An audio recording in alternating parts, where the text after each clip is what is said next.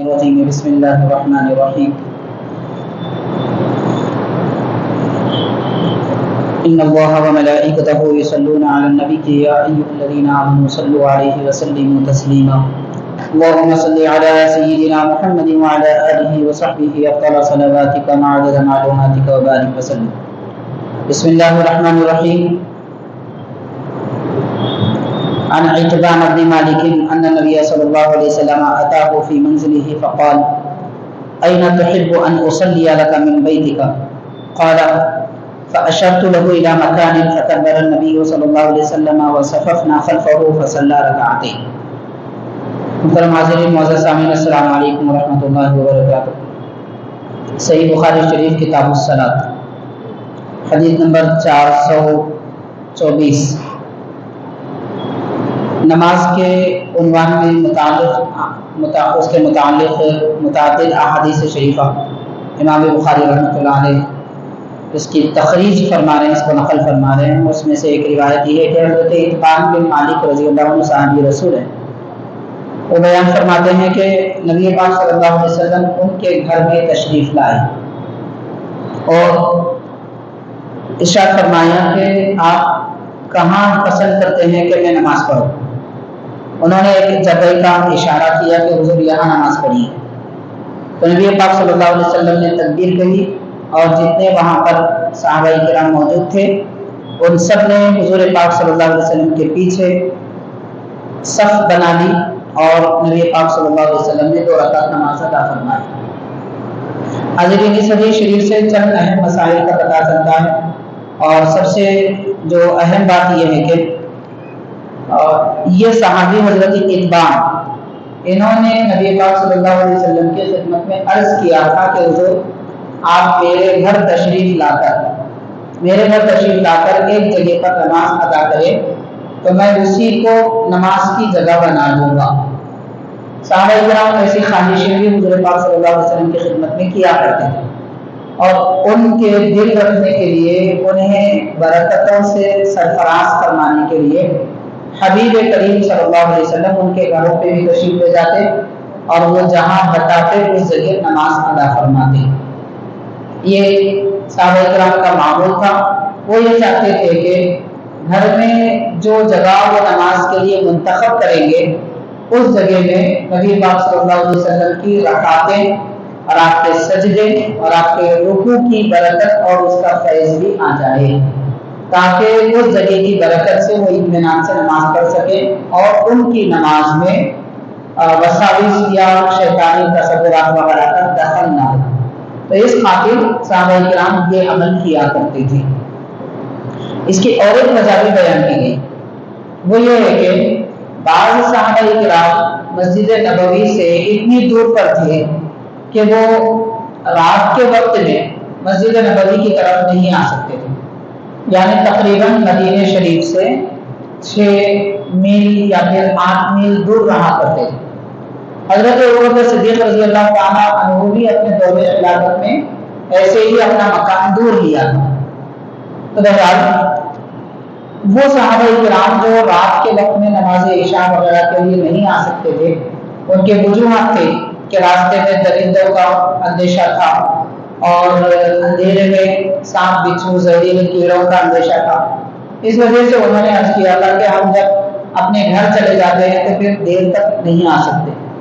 تو ان کے لیے حضور پاک صلی اللہ علیہ وسلم نے اجازت دی تھی کہ اگر آپ اذان کی آواز نہیں سنتے ہیں، وہاں تک اذان کی آواز اگر نہیں آتی ہے تو آپ کو گھر میں نماز پڑھنے کی اجازت ہے. تو اذان کی آواز نہ آنے کا مطلب یہ ہے کہ مسجد سے اتنے دور رہے. اب اس کا یہ بہانہ تو نہیں تلاش کیا جا سکتا کہ مسجد کے ہم قریب ہی رہے اور ہم کو اذان کی آواز نہ آئے تو ہم گھر میں نماز پڑھ سکتے ہیں. یہ مراد نہیں. مسجد سے دور ہونا مراد ہے کیونکہ وہ لاؤڈ اسپیکر کا زمانہ نہیں تھا اور لوگ دور رہا کرتے تھے تو ان کو اجازت دی گئی. ان صحابہ میں جن کو یہ اجازت دی گئی تھی کہ وہ اندیشے اور خوف کی وجہ سے نماز عشاء گھر میں پڑھنا چاہتے ہیں وہ مسجد سے بے حد دور رہتے تھے 6-8 میل دور کے فاصلے پر. تو حضور پاک صلی اللہ علیہ وسلم سے انہوں نے عرض کیا تھا کہ حضور آپ ہمارے گھر میں تشریف لا کر 2 رکعت نماز ادا فرمائیں. آپ جس جگہ نماز پڑھیں گے ہم اسی جگہ نماز کا مقام بنا لیں گے۔ یہ دو وجوہات تھے جو یہ حدیث پاک بیان کی گئی اور یہ عمل ظاہر کیا گیا۔ حاضرین کرام، مسجد میں نماز گاہ جو بنائی جاتی ہے اس کو شریعت میں، دین میں مسجد بیت کہتے ہیں۔ مسجد بیت کا معنی ہے گھر کی مسجد۔ تو گھر کی مسجد میں یعنی ہر آدمی، ہر مسلمان اپنے گھر میں ایک خاص مقام بنانا چاہیے جہاں پر وہ نماز پڑھے۔ آج کل جس کو نماز روم کہتے ہیں، نماز گاہ کہتے ہیں، تو اس طرح ایک مختص جگہ عبادت کے لیے، تلاوت کے لیے کر لینی چاہیے۔ اس کا فائدہ یہ ہوگا کہ عام طور پر وہ جگہ پاک رہے گی، چونکہ گھر میں بچے رہتے ہیں، نجاستوں کا اندیشہ ہوتا ہے، اس جگہ کوئی جائے گا نہیں اور بچوں کو وہاں تک جانے نہیں دیا جائے گا، بار بار زحمت کرنے کی ضرورت نہیں پڑے گی اور اس جگہ نماز ادا کی جا سکے گی۔ اس لیے خاص مقام کیا جاتا ہے، اس کو مسجد بیت کہتے ہیں۔ البتہ مسجد بیت یعنی گھر کی جو مسجد ہوتی ہے وہ اور یہ محلے کی مسجد، یہ دونوں میں فرق ہوتا ہے۔ اس مسجد کے احکام الگ ہیں کہ یہاں 5 وقت کی نماز باجماعت پڑھنا ہر ایک مسلمان کے لیے ضروری ہے، جمعہ کی ادائیگی جامع مسجد میں کرنی چاہیے، اور اس مسجد میں دنیا کی باتیں کرنا حرام ہے، اور اس مسجد میں جو محلے کی ہوتی ہے یعنی جہاں پر لوگوں کا اجتماع ہوتا ہے، صفیں ہوتی ہے، نماز باجماعت ادا کی جاتی ہے، یہاں پر کھانا پینا وغیرہ منع ہے۔ یہ سارے احکامات علیحدہ ہیں، لیکن یہ سب احکامات گھر کی مسجد پر شامل نہیں ہوتے۔ یعنی جس جگہ ہم نے نماز روم بنا لیا، نماز گاہ بنا لیا، وہاں پر بیٹھے ہم کھا بھی سکتے ہیں، پی بھی سکتے ہیں، اور عورتیں اسی مقام پر رمضان کے آخری عشرے میں اعتکاف بھی کر سکتی ہیں۔ یہ احکامات ہیں مسجد بیت کے اور مسجد محلہ کے۔ تو بہرحال حاضرین، یہ جو حدیث پاک بیان کی گئی، اس میں حضور پاک صلی اللہ علیہ وسلم گھر میں آنے کے بعد ان صحابی حضرت اتبان رضی اللہ تعالیٰ عنہ سے پوچھ رہے کہ میں کہاں نماز پڑھوں، یعنی گھر والے کو زیادہ اختیار ہوتا ہے۔ سرکار دو عالم صلی اللہ علیہ وسلم یہ بتانا چاہتے ہیں کہ ہم جس گھر میں جائیں، گھر والے کو زیادہ اختیار ہوتا ہے کہ وہ کسی بھی جگہ کا تعین کرے۔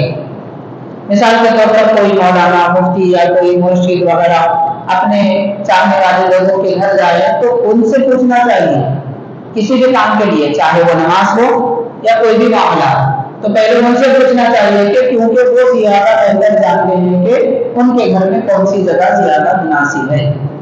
تو یہ ایک مسئلہ اس سے ثابت ہوا۔ دوسرا یہ کہ حضور پاک صلی اللہ علیہ وسلم نے رکعت باندھی اور صحابہ کرام نے پیچھے صفیں بنا لی، تو اس سے یہ معلوم ہوتا ہے نبی پاک صلی اللہ علیہ وسلم جب نماز ادا فرماتے، نماز کون سی ہے، کیا ہے، یہ نہیں دیکھتے تھے۔ صحابہ کرام حضور نماز پڑھ رہے ہیں، پیچھے صفیں بنا لیتے تھے۔ لیکن حاضرین کرام، اس سے یہ معلوم نہیں ہوتا کہ نفل نماز باجماعت پڑھ سکتے ہیں، کیونکہ گھر میں جو نماز پڑھی جا رہی تھی وہ صحابی کے گھر پہ وہ نفل نماز تھی، واجب سنت وغیرہ نہیں تھی اور نہ ہی فرض تھی۔ تو نفل نماز کے لیے باجماعت نفل نماز پڑھنا مکروہ ہے۔ پھر یہاں جو باجماعت نماز پڑھی جا رہی ہے، اس سے یہ دلیل نہیں لے جا سکتی کہ نفل نماز باجماعت پڑھ سکتے، اس لیے کہ نفل نماز باجماعت اس وقت مکروہ ہے جب کہ اعلان کیا جائے۔ جیسے بڑی راتوں میں ہماری مسجدوں میں لوگ اعلان کرتے ہیں کہ صلاۃ تسبیح کی نماز باجماعت پڑھی جائے، صلاۃ تسبیح باجماعت پڑھی جائے گی، تو یہ درست نہیں ہے۔ اعلان کے ساتھ میں کوئی بھی نفل نماز باجماعت کرنے کی اجازت نہیں ہے۔ باضابطہ علماء کرام نے، ائمہ اعظم نے، امام اعظم ابو حنیفہ رحمۃ اللہ علیہ وغیرہ نے اس سے منع فرمایا ہے احادیث پاک کی روشنی میں۔ پھر یہاں جو صفیں بنائی گئی تھی یہ بغیر اعلان کے تھی، کسی کو بلایا نہیں گیا تھا کہ نماز پڑھنا ہے اس لیے آؤ۔ چند صحابہ کرام حضرت اتبان رضی اللہ تعالیٰ عنہ کے گھر آئے تھے، حضور پاک صلی اللہ علیہ وسلم رکعت باندھی تو وہ نماز میں شامل ہو گئے۔ تو یہ اعلان کے ساتھ کی نماز نہیں تھی، اس لیے درست ہے۔ پھر نبی پاک صلی اللہ علیہ وسلم نے 2 رکعت نماز ادا فرمائی۔ اس سے یہ معلوم ہوتا ہے کہ یہ نفل نماز کم از کم 2 رکعت ہوتی ہے، کم از کم 2 رکعت نفل نماز ہوتی ہے، 2 سے کم تو کوئی نماز نہیں ہوتی، اور زیادہ سے زیادہ کتنی بھی ہو سکتی ہے لیکن علماء کرام نے یہ تحریر فرمایا رات کی نفل نماز کو، نفل نماز اگر ہم رات میں پڑھیں تو بہتر ہے کہ 2 رکعت پڑھیں، اگر 4 رکعت بھی ایک سلام سے پڑھنا چاہیں تو رات کی نمازوں کے لیے بہتر ہے۔ البتہ دن کی جو نفل نمازیں پڑھی جاتی ہیں اس میں 2 رکعت پڑھنا بہتر ہے۔ تو غالباً یہ دن کا وقت تھا، اس لیے نبی پاک صلی اللہ علیہ وسلم نے 2 رکعت نفل نماز ادا فرمائی۔ بہرحال یہ حدیث پاک سے یہ چند روایات اور اس کے مسائل وغیرہ کا ہمیں علم ہوتا ہے۔ تو حاضرین، امام بخاری رحمۃ اللہ علیہ نے یہ بتانے کے لیے کہ کسی بھی گھر میں یا آبادی سے دور کوئی مقام میں نفل نماز اگر کوئی پڑھ رہے ہیں تو پڑھ سکتے ہیں، اس کی اجازت ہے۔ اور یہ بھی دوسری حدیث پاک میں آتا ہے، سرکار عالم صلی اللہ علیہ وسلم نے فرمایا تم اپنے گھروں کو قبرستان نہ بناؤ۔ تو قبرستان کا معنی کیا ہے؟ جیسے قبرستان میں نماز پڑھنا منع ہے تو تم اپنے گھروں کو ایسا نہ بناؤ کہ کوئی نماز ہی نہ پڑھو۔ گھر بھی جاؤ، مسجد میں تو نماز پڑھ لیتے ہیں، جب گھر بھی جائے تو نفل نماز پڑھ لینا چاہیے، جیسے اشراق ہے، چاشت ہے، اوابین ہے، زوال ہے اور اسی طرح تہجد ہے۔ ان کے علاوہ بھی دیگر نفل نمازیں، نماز مغرب کے بعد سنت، پھر اس کے بعد نفل، ایسی نمازیں بھی سنت نہیں ہے۔ سنت تو مسجد میں ادا کرنا چاہیے، نفل نماز البتہ گھر میں پڑھنا زیادہ بہتر ہے تاکہ گھر قبرستان نما نہ ہو جائے۔ تو یہ بھی تعلیم حضور پاک صلی اللہ علیہ وسلم نے اس حدیث پاک کے ذریعے دی ہے۔ اب آپ کے مزید سوال ہوں تو آپ فرما سکتے ہیں۔ اعلان اس چیز کو بھی کہتے ہیں کہ لکھ دیا جائے یا مائک میں اعلان کیا جائے یا سوشل میڈیا پہ پھیلایا جائے، یہ سب اعلان ہی ہوتے ہیں۔ بغیر اعلان کے اگر لوگ جمع ہو جا رہے ہیں اور کوئی نماز پڑھی جا رہی ہے تو پڑھ سکتے ہیں، مسجد میں بھی کیوں نہ۔ جیسے مقدس راتوں میں، شب معراج، برات وغیرہ میں لوگ تو جمع ہوتے ہی ہیں۔ اگر کوئی پہلے سے اعلان کیے بغیر باجماعت چند لوگ اگر نماز پڑھ لیں اور دوسرے لوگ بھی اس میں شامل ہو جائیں تو کوئی حرج نہیں ہے، ہو سکتا ہے۔ بہرحال اعلان پہلے سے نہیں ہونا چاہیے۔ ماں، بہن، بیوی، بچے وغیرہ ان لوگوں کے ساتھ بھی اگر کوئی باجماعت نماز پڑھ رہے ہیں تو پڑھ سکتے ہیں، نفل نماز ہو یا فرض بھی اگر گھر میں پڑھ رہے ہیں، مان لیجیے کہ مسجد میں نہیں پہنچ سکے اور فرض نماز گھر میں ادا کر رہے ہیں تو بھی باجماعت پڑھ سکتے ہیں، لیکن اس صورت میں مردوں کی صف پہلے ہونی چاہیے، بچوں کی اس کے بعد اور خواتین کی سب سے پیچھے۔ اس طریقے سے جماعت بنائی جائے۔ کہ کوئی قرآن مجید کی تلاوت کر کے مرحومین کو ثواب پہنچا سکتے ہیں، خیرات کر کے بھی مرحومین کو ثواب پہنچا سکتے ہیں، اسی طرح نفل نمازوں کا ثواب بھی مرحومین کو پہنچایا جا سکتا ہے۔ مطلب یہ ہے کہ جیسے فرض نماز ہے، فجر، ظہر، عصر، مغرب، یہ نماز جو ہم پڑھے ہیں یہ ہماری، اس کا ثواب ہم کسی اور کو نہیں پہنچا سکتے۔ البتہ اور ایک صورت ہے، جو لوگ انتقال کر چکے، مان لیجئے کہ وہ نماز نہیں پڑھے تھے یا نماز پڑھ چکے ہو لیکن نماز مغرب ہم نے پہلے پڑھ لی، پھر دوبارہ نماز مغرب پڑھ کے اس کا ثواب اگر کسی میت کو پہنچا رہے ہیں تو وہ درست ہے،